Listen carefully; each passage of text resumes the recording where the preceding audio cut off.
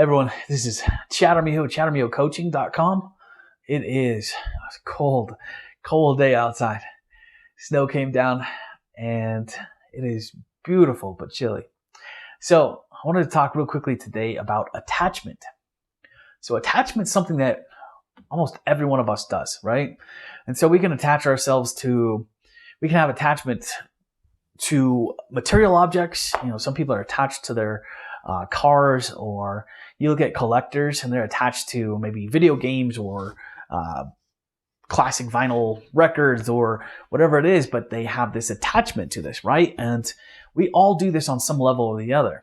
Now, where it becomes really sort of, I don't want to say dangerous, but more of that kind of negative sense is to attach ourselves to other people, right?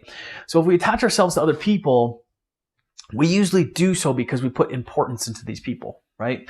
So think about movie stars, and it still happens today, but it was probably more prevalent in the 90s and the 80s, and when the era of film first started, when people saw these movie stars as more of beings that they put on pedestals, right? So movie stars would drive people crazy. Movie stars or rock stars or pop stars or whatever we want to say. So you think back when Michael Jackson was in his prime and he'd be touring across the world, or the Beatles, and they'd be touring across the world, and people are crying because they get to see this person perform, and all these different reactions to another being, right? And so we've put these people on pedestals. We do this to professors. We'll do it to teachers.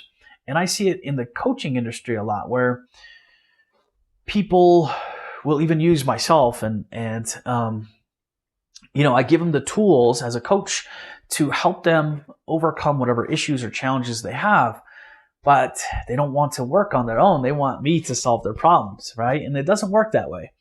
And so what happens is we create attachment by putting excess importance into other people and stuff even. And so this attachment is kind of like an anchor around our neck, right? So as long as we continue this attachment towards this other person, this other being, then we can't really venture out on our own, because we're still so connected with this other person, sometimes object, whatever it is. But when we're kind of in that when we're kind of connected to that, and we don't allow ourselves to be ourselves because we're so attached to this other person, then we fail to grow, we fail to progress.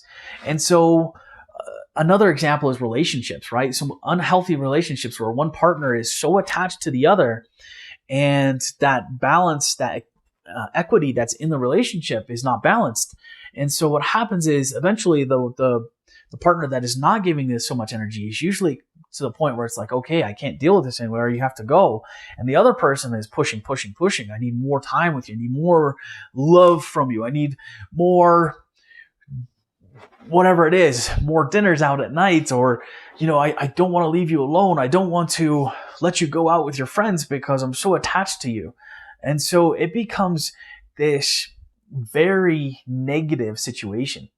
And so attachment is what Buddha had talked about. If we look into the origins of Buddhism, Buddha discusses the fact that attachment is one of our major downfalls as a human race, right? But he says it's geared towards all of us. We all have attachments of some sort. So the whole point of Buddhism is to let go of that attachment, whether it be things, objects, other beings, or sometimes, books, whatever it is. If we can let go of that and find ourselves within that, then we can achieve enlightenment, right? So of course, there are a lot more steps involved in that, but letting go of attachment is difficult for many, many people. And so I, myself included, I was very attached to a lot of things. Growing up, I loved movies. And so I had this collection. I still have this collection, but I don't quite use it so much with all this digital things going around, right? So I had this collection of 500 plus DVDs and Blu-rays or whatever it is. And I have this collection of CDs. I used to love music. I still love music, but I have these, close to 500 plus CDs lying around, and we put too much stock into these things because I was so possessive of my collection, right? I was so possessive of this. And so I was allowing attachment to happen to this thing that is this stuff that is not, a living, breathing, organic entity, but it was just stuff that I allowed myself to be attached to. And it would be to the point where, a certain movie came out and I was like, I have to see this movie. I have to see it. What if I die next week and I don't see this movie? That was how I thought. And, it's crazy to think that, but I've done that with people. When I first started trying to understand myself and trying to get into the waking up process, the awakening process, and you're searching for teachers, mentors, figures that can kind of guide you through this thing. And what happens is a few of them you attach yourself to. You're like, oh, this is the person. This person's going to solve all my problems because they're going to show me how to get through this and this and this. And when you realize at the end of it that, no, that person's going to give you the tools to do it. And I have to do these things on my own. When it comes down to all of this, at the end of the day, attachment does not work. It all comes down to us. It all comes down to our being and it becomes our responsibility to move ourselves forward, to progress. Yes, we can use the other knowledge of these other people, these other beings, right? These people have done these things before. That's perfectly fine. Use that knowledge, but don't attribute too much importance to them. Understand that they are just like you and I. They're just human beings. And, today with social media, it's become a lot more,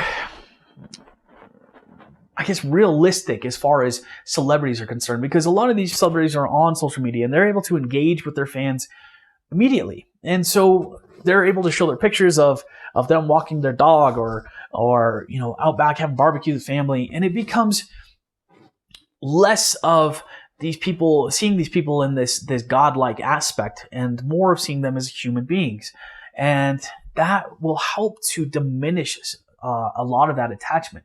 And no, social media isn't perfect, but it does have some benefits. And to kind of take away this whole righteousness that we kind of put into celebrities and rock stars and all these different people that we see on television every day, and to kind of bring them down to earth and say, okay, these people are just like you and I. So what is stopping myself or you from accomplishing what they have? Nothing, right? It's just our attachment, the thought that we have in our head. So we see these people with their nice house and their nice car, and we assume that they're happy and they're living the best life possible. And then maybe a few years down the road, you read a biography, about them, and you get to understand that things weren't exactly as you pictured it, right? So they had tough times just like we do. We all go through these tough times. Just realize anytime you see somebody on TV that's very successful, very prominent in whatever field they're doing, whether it's music or movies or even science, we get some scientists up there that are doing some really amazing things. But when these people are celebrated, understand that they went through all the trials and tribulations that we have gone through, sometimes more. And it's the fact that they did not attach themselves to any particular outcome, and they were able to learn on their own, be able to engage their selves into growing and progressing in this universe. That's what propelled them forward. They were able to accomplish their goals because they let go of attachment to anything else and said, this is the goal I want to accomplish. This is what I'm going to do. I don't know how I'm going to do it, but I'm going to do it. And they set out to do that. And the thing that they didn't do is they didn't attach themselves to anything, and they never quit, right? And so understand that letting go of that attachment allows us to grow as beings, allows us to become who we are supposed to become and fulfill our purpose here on this planet. Okay. So if you kind of look around and see, maybe there are things that you're attached to. Maybe there are things that you don't even recognize the attachment you have to, but they're kind of in your universe at all times, right? So I know the other day I was thinking of something that, I've got to read this book, because if I don't, before I pass on, I'm going to be disappointed. Excuse me. So I had to stop myself from that thinking, but that's exactly what happened. And so who knows, once we pass on from this planet, there are so many more things that we can engage into and to really enjoy and to love. And that attachment is long gone, right?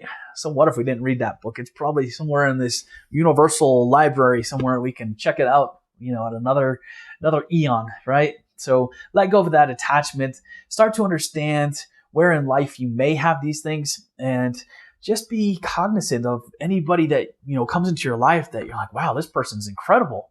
Yes, they probably are, but, don't attach yourselves to them. Just understand that we are all one being. We are all together. And, I had a good analogy, and actually I've got the book here, but it was Buddhism for Beginners, which I had started years ago reading this book, and I read halfway through it, but I was not at the mental capacity to comprehend all the things in there. Anyway, they discussed clay. You take a lump of clay, and you're going to create maybe a cup here. Maybe you're going to make a little figurine over here. Maybe you're going to create a pencil holder over there, or whatever it is. So this lump of clay may look different, but it all comes from the same part. And that's exactly what we are as beings. We all may look different, but we're all part of the same thing when it comes down to it. Okay?